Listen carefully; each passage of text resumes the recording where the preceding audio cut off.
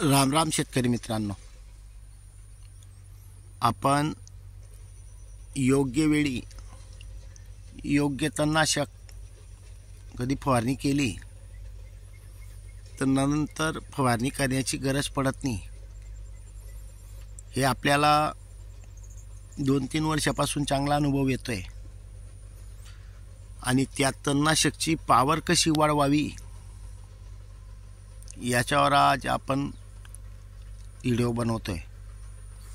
आणि विशेष म्हणजे याच्या अगोदरही तण दाखवलेलं होतं आपण किती प्रमाणात होतं।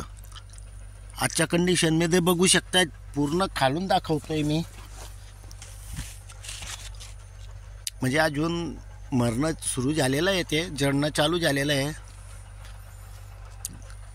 ज्या जागेवर जास्त प्रमाणात होतं तिथं जळणं चालू झालेलं आहे। आज आपल्याला फवारणी करून याला 4 ते 5 दिवस झालेले आहेत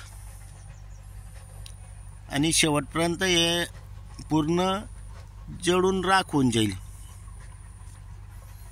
आता आपण जे पंप घेतलेलं होतं ते समजा 10 पंपाचे होतं, पण आपण त्याच्यामध्ये 14 पंप बनवलेले होते।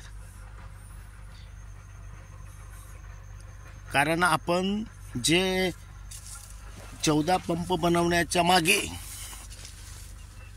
आपण त्यामध्ये जे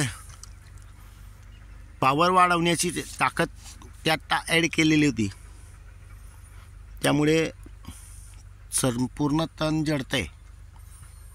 तर शेतकरी मित्रांनो, आपण कधी गोमूत्र काढा आणि जाड मीठ एकत्र त्यात 200 लिटरमध्ये 1 किलो जाड मीठ आणि 1 लिटर गोमूत्र काढा हे टाकून त्यात तणनाशक सुद्धा टाकून द्यायचे पूर्ण, म्हणजे एकजीव झाल्यानंतर ही फवारणी करायची आहे। आता गोमूत्र काढा हा कीटकनाशक बरोबर कधी फवारणी केली बुवा तर त्याचीही पॉवर वाढवते। आपण कधी ह्या जो आपल्या नैसर्गिक निविष्ठा बनवतो, आपण घरगुती निविष्ठा बनवतो, याच्यामध्ये पण ॲड केलं तर याचे परिणाम आपल्याला लवकर दाखवते। आपण जे अळीनाशक म्हणून इमामॅक्टिन घेतो, इमामॅक्टिनचं औषध कमी टाकून सुद्धा आपल्याला चांगले रिजल्ट भेटतात। म्हणजे असे भरपूर आपल्याला गोमूत्र काढायचे अनुभव आलेले आहेत। आणि त्यामध्ये आपण जे मीठ टाकतोय, दोघं एकत्र करून कधी समजा नुसतं गोमूत्र लागल्याचा अनुभव घेण्यासाठी गोमूत्र काढा आणि जाड मीठ याची फवारणी करून बघा, कोणत्याही पिकावर तुम्हाला चांगलीच काळोखी भेटेल, पिकांमध्येही चांगले परिणाम भेटतात। तर शेतकरी मित्रांनो, दोघं कधी बघितल्या तर स्वस्तात आहेत, तिथे ते मागं मोडचे जे आपण औषध आणतो याची पॉवर वाढवून जाते आणि विशेष म्हणजे फायदा चांगलाच होतो।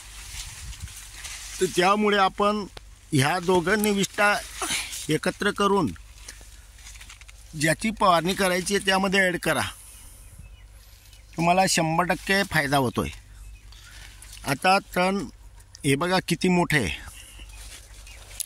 आणि एकदाच तणनाशक मारण्याची गरज केव्हा आहे?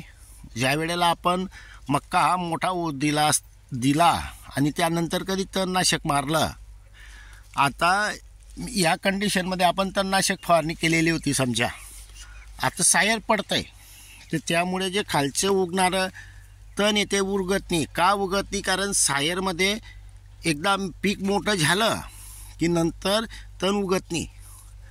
त्यामुळे आपण सुरुवातीला छोट्या तणाला न मारता मोठं तण झाल्यावर कधी फवारणी केली तर आपल्याला तणनाशकवर नवीन खर्च करण्याची गरज पडत नाही।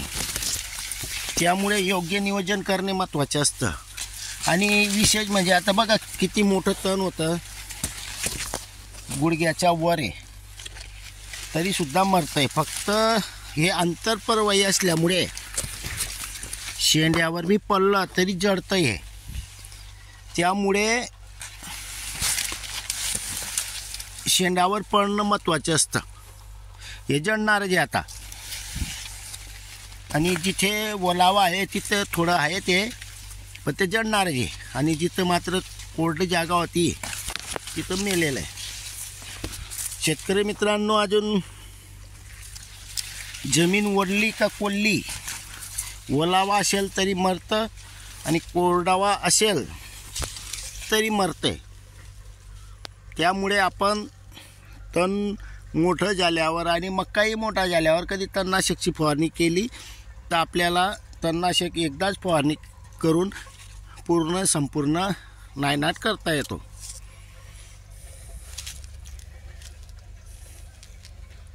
आता या जमिनीची रूपरेषा बघू शकताय तुम्ही, कसे जमीन आहे आपली. तर शेतकरी मित्रांनो, हा आता आपला मक्का आहे ह्या कंडिशनमध्ये झालेला आहे. तणनाशक योग्य वेळी योग्य टायमावर कधी फवारणी केली तर आपला फायदा होतोय. धन्यवाद.